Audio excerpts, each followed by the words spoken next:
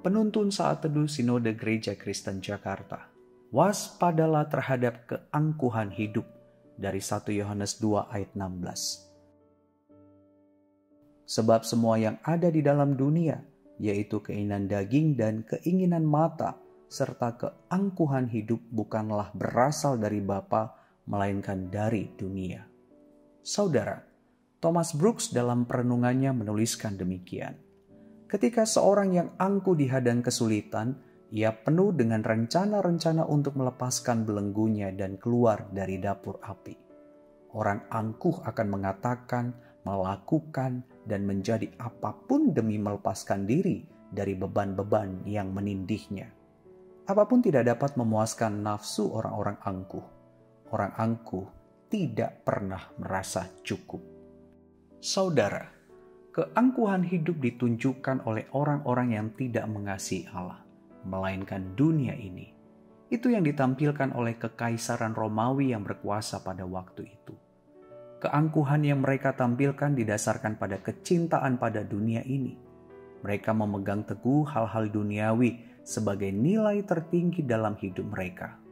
Mereka menolak dan menantang keras kebenaran yang disaksikan oleh orang-orang Kristen yang mengasihi Allah.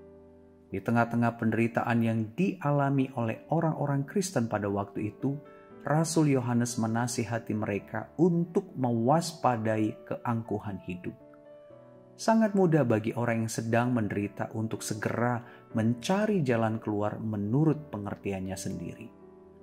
Hal itu pun bisa terjadi kepada orang-orang Kristen yang pada waktu itu sedang mengalami berbagai-bagai penderitaan.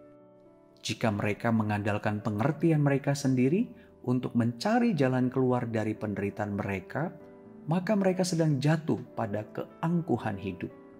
Kata keangkuhan dalam bahasa Yunaninya adalah alazoneiai. Dapat diartikan mengembara seperti gelandangan yang mencari kebebasan, yang mempercayai hal-hal duniawi sebagai standar tertinggi. Dengan begitu, orang yang menderita sekalipun bisa jatuh pada keangkuhan hidup jika dia mengandalkan pengertiannya sendiri. Saudara, keangkuhan tidak melulu disematkan kepada orang-orang yang mencintai harta, jabatan, popularitas di dunia ini. Ternyata orang yang mengalami penderitaan hidup pun bisa jatuh pada keangkuhan hidup apabila tidak mempercayai pembebasan sejati di dalam Kristus Yesus, melainkan mengandalkan kekuatan dan pengertiannya sendiri.